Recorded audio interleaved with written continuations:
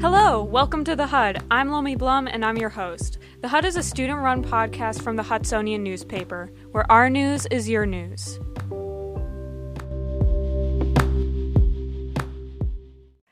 Hello. Hi. How are you? I'm good. How are you, Lomie? I'm doing well. It's weird seeing you on Zoom. I know, right? Welcome to The HUD. So today I'm with writer and professor Jennifer Austin. Jennifer, how are you doing? I'm doing great. Thank you. How are you? I'm doing well. So how did you end up at Hudson Valley? Are you from the area? I am from the area. I grew up in Averill Park, and I actually went to Hudson Valley myself.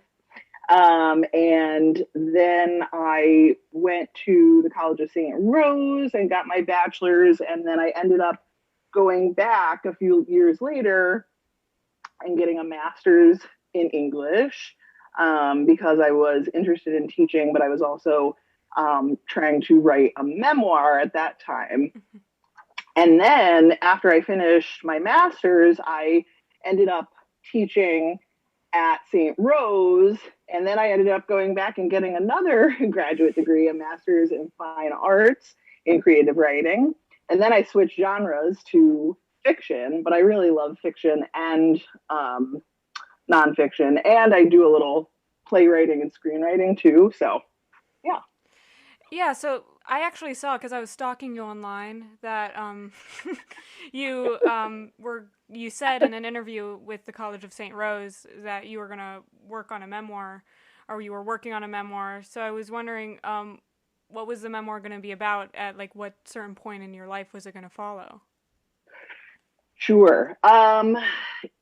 It was initially about different moments in my childhood, and then different moments in my early young adulthood, and when I went and ended up working in restaurants and bars, and perhaps as some Hudson Valley students may relate to, perhaps I spent a little bit too much time on my social life and majoring in going out 101 instead of some of my courses. But sometimes life takes us in these directions on purpose too, right? So that was what it was about. Then that ended up getting put to the side for some shorter works that I was working on. And I had a couple publications of some nonfiction pieces. And then once I entered the MFA program and I was teaching at the same time, I got drawn back into fiction. So I actually have the first draft of a young adult novel finished, but it needs a lot of revision. And the goal was to finish it this summer. But writing is a process, right? And it ebbs and flows. It's not just a linear path. So, as long as you keep doing the work, it will get done eventually. And I also worked a little bit on my mother. Unfortunately, in 2017, she was diagnosed with a terminal brain tumor, and she passed in 2017. And I have probably 300 pages of notes from that time. So I think that the memoir, whenever I come back to it, it will probably end up being all of those things coming together. But I need to finish the novel first. And what is the novel about, if I can ask?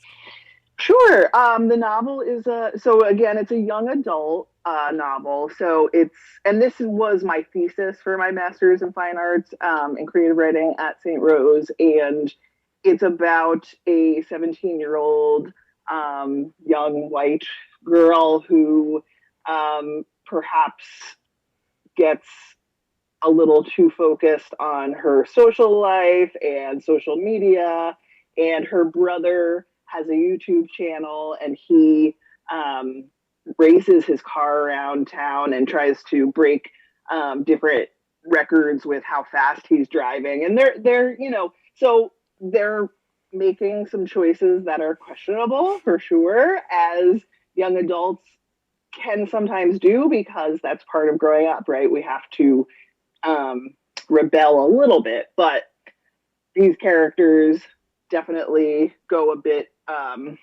too far. And then there's an accident and someone dies, and the students have to, well, the young folks in that, they all have to kind of reckon with what they've done, basically. And as Kurt Vonnegut said, I love, he said, make terrible things happen to your characters so you can see what they're made of, right? So, that's the thing with fiction, is that we can, go wherever the imagination goes. So you're really impressive to me, because as someone who is also likes to write, it's so hard to balance your personal life, and I'm sure it was especially with the death of your mother, which I'm really sorry to hear about, and then also you're teaching, and then at the same time you're writing this young adult novel. How do you make it all work? I don't every day. That's just the reality too. Some days you're better than at certain things than others. And teaching does, what a privilege though, to be able to teach what I love to do, which is, writing and reading. And you took my film into literature class, and what's better than to talk about great works of art that not only are, literature, but then made into film too. And then you just do the best you can each day. And in terms of writing, and being a writer, just write a sentence every day at first, but just getting into the practice. And that can be really hard. And it's not like I, haven't flailed at times. Like right now I'm at a bit of a sticking point with my novel, and I have to figure out a couple of plot holes, and I have to add a couple more chapters, I think, in the beginning. So there's tinkering going on that I would have liked to have finished already, but also being kind to yourself and saying, I can do this, and just do it each day. If you want to be a writer, then write.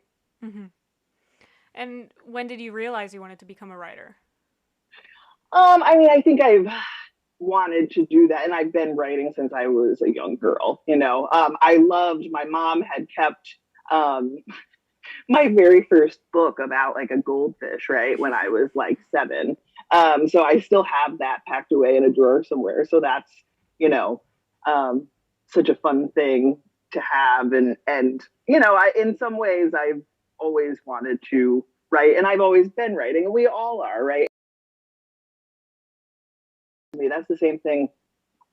Or what's interesting about teaching writing too is there's so many different ways that we look at writing. And those who maybe are not as strong at grammar and spelling and mechanics sometimes have this apprehension to writing, and that's how we all express ourselves though. It's part of communication, and it's a process just like anything else. I compare it with my students to, playing a sport or, playing a musical instrument. The first time that you did either of those, were you excellent at it? No. What did it take? It took practice. So you also mentioned you were a screenwriter, which I did not find in my stalking of you. So I was wondering if you could expand on that. Well, that's something that I definitely haven't finished. I have 2 different, 2 half-written screenplays. So that's where I definitely didn't finish those. But I took a screenwriting class in the MFA program with a screenwriter who had a film made. And that was really fun and really interesting. And before that, I had written a few plays, and I had a couple plays produced as one-act plays, one-act dramatic readings. Like they weren't fully staged at the College of St. Rose too. So that was kind of interesting. And so I was wondering, I also found that one of your plays was called The Bitter Bunch. Bitter Brunch, yes. Bitter Brunch. And it was a monologue, right? And so what was that about? It wasn't strictly a monologue, but it was about Um, it was about a family that goes to brunch on Mother's Day. And it was about two sisters and their daughters. So their daughters were cousins, and the one gets very drunk and starts stealing silverware and doing strange things at the brunch. And then they end up getting into a bit of a, explosive kind of confrontation. So, yeah, a lot of action at a restaurant. Sorry. I swear it's like every time the semester begins, and I didn't experience this at all last year, but every time the normal semester begins, when you're face to face, I lose my voice, I get a sore throat every time because I'm talking so much.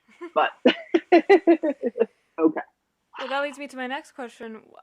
What is it like being back in person at Hudson Valley?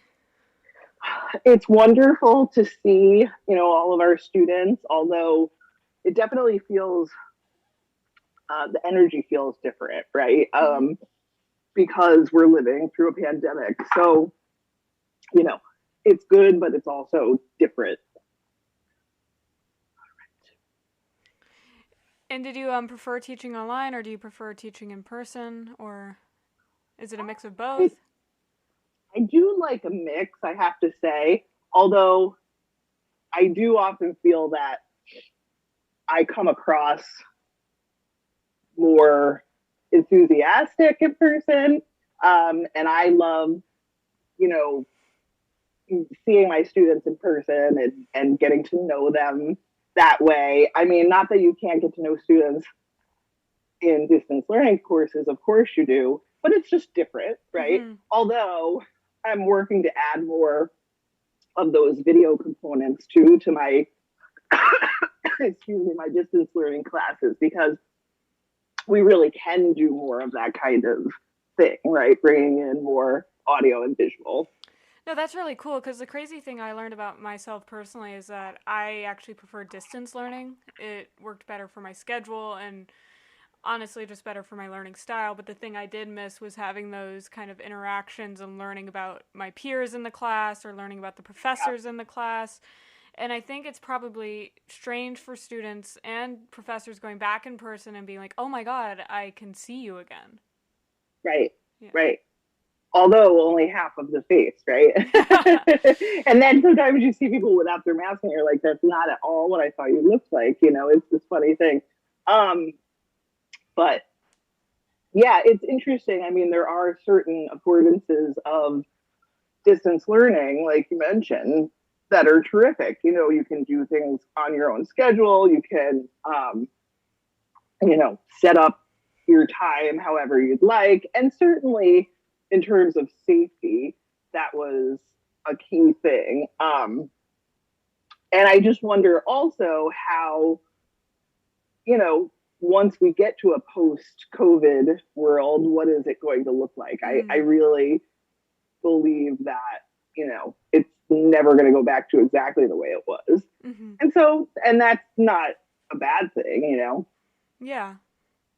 And I was also wondering, have you seen in your writing courses or even courses like literature and film where you're analyzing different pieces of media, do you think students are better writers in person, or do you think they're better writers distance, or do you think it depends on whoever that person may be?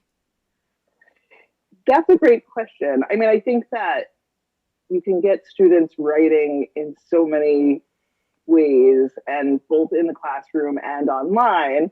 I mean, I think that it's interesting that online students, write a bit more just because they are writing each week a lot of the time. But I mean, our face-to-face classes, we do writing in class too, and they're submitting work. So yeah, I'm not sure. I just think it's different.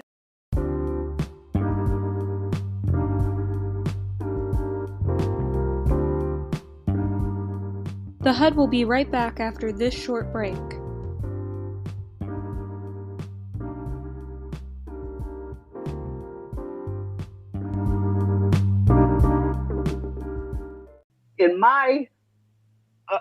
ultimately, I feel that a good story is a good story. And that's really important. Like Joan Didion, who is one of my favorite writers, a nonfiction writer, said, we tell ourselves stories in order to live.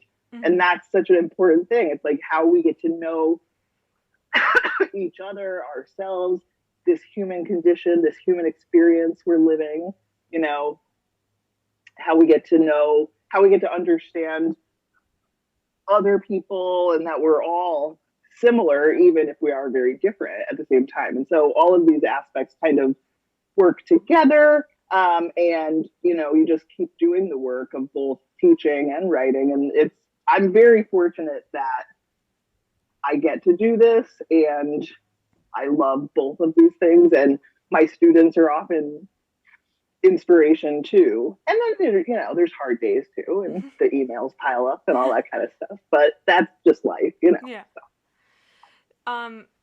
You were mentioning like making a good story, and some of my favorite writers, who might be Donna Tartt or James Baldwin or Kurt Vonnegut, who you mentioned earlier, or even David Sedaris, they all make good stories for me because they all, I think, explore different aspects of the human condition and of the world. And so, what makes a good story for you? It's hard. I love, there's a TED Talk with Andrew Stanton, who is one of the creators of Pixar. And he says, you know, the best stories, the endings, like they are completely surprising, but they feel inevitable, right? So I think there has to be that quality there. And it's funny that you mentioned David Sedaris, because, you know, humor is also something that I love, and satire and all that kind of stuff. And I was just teaching Us and Them by David Sedaris earlier today. And I always teach that to most, if not all, of my 100 level students, because it's just continually such a great story, in terms of the description is rich, the diction is very particular, the humor is sly and interesting, and then it has this big universal element, though, or many universal elements, right? Like, so the best stories, I think, have, you know, multiple interpretations, and they say something about, you know, this experience of humanity. And what Us and Them ends up looking at, and this is a story that's told, you know, from when David Sedaris was a child, so in the 70s or 80s, right, when he was growing up. And it very much, you know, at that time, he was living in this neighborhood in North Carolina where, like, the neighbors were kind of gossipy, and this one family didn't have a television, and so everybody kind of judged them for that, right? You know, so who is us and who is them? Who is, you know, and everybody feels like an outsider sometimes. So that's what his story ends up looking at too, right? Is that, you know, we all feel like the us and the them sometimes. And that's still such an important aspect of our lives. Like, we're living in these times that are super polarizing, right? Where it's like, you know, us versus them all the time. But the beauty of literature and writing and stories, good stories, is that they transcend. You know, we can all connect with them, even if we can't relate. Like, that's the thing. A lot of times students are like, well, I can't relate to it. It was written in the 80s. But it's like, yeah, but you can relate to those human feelings, right? Of like jealousy or insecurity or wanting to belong. That's good stuff. Well, thank you for letting me interview you, and thank you for being on the season premiere of The HUD. I'm really sorry that my coughing attack and 2 barking dogs No happened worries. during all this. No, it I have happens. three. I have 3 dogs though, so if it was only 2 barking dogs, we got like a 70%. Yes. That's still We not passed. good. 70%, or do we fail? Did I only get a 30%? Right. Ooh.